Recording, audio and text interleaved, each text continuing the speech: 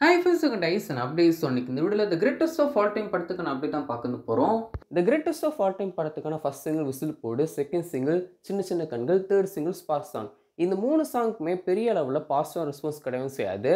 சின்ன சின்ன கண்களுக்கு ஓரளவுக்கு பாசிட்டிவ் ரெஸ்பான்ஸ் இருக்கும்னு செஞ்சு நான் இல்லைன்னா சொல்ல மாட்டேன். பட் ஓவராலாக பார்த்தீங்கன்னா the greatest of all time படத்தில் இது வரைக்கும் ரிலீஸ் பண்ண 3 சாங்க்குமே நெகட்டிவான ரிவ்யூஸ் தான் ஆடியன்ஸ் மத்தியிலும் கிடைக்கும் செஞ்சு. ஸோ இப்படி இருக்கும்போது டீம் என்ன பிளான் பண்ணியிருந்தாங்க, சரி ஓகே இதுக்கப்புறம் டேரெக்டாக ட்ரெய்லர் ரிலீஸ் பண்ணிடுவோம் அப்படின்னு சொல்லிட்டு தான் ட்ரெய்லர் ரிலீஸும் பண்ணியிருப்பாங்க.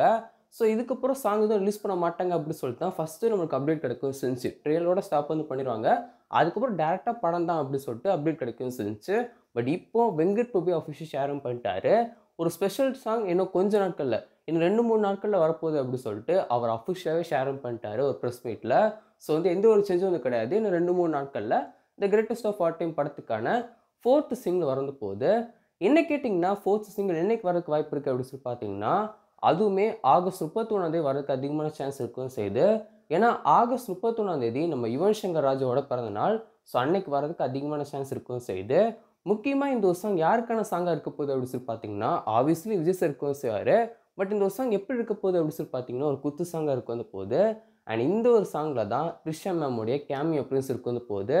த்ரிஷா மேம் இந்த ஒரு படத்தில் கேமியோ அப்பியரன்ஸ் பண்ணியிருக்காங்க அப்படின்னு சொல்லிட்டு எல்லாருக்கும் தெரியும் அப்படின்னு சொல்லிக்கிறேன்.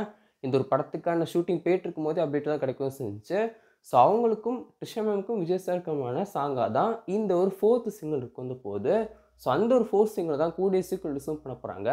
என்னோட ஒப்பீனியன்ல ஆகஸ்ட் 31 யுவன் சங்கர் ராஜோட போட் விஷயம் ரிலீஸ் பண்ணுறதுக்கு அதிகமான சான்ஸ் இருக்கும் செய்து வெயிட் பண்ணி பார்க்கலாம். The greatest of all time படத்துக்கான ஆஃப்லைன் ப்ரொமோஷனை டீம் ஆரம்பிக்க சொல்லிட்டாங்க.